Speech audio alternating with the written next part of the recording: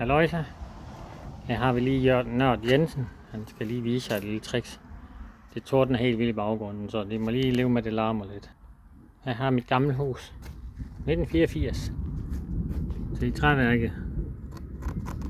Rigtig fint. Det skal bare have ny maling. Men vinduerne. 8. måned 1983.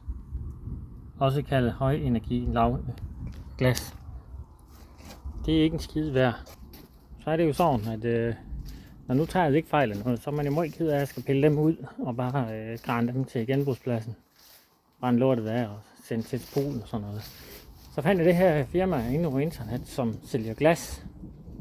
Lavenergiglas. Men de her gamle karme, det er jo svært at få mere end 2-lags glas i. Og 2-lags glas i forhold til det der nu, det er ikke så meget bedre. Det har vi prøvet. Så fandt jeg på det her. 2-lag glas. Og simpelthen fugekanten.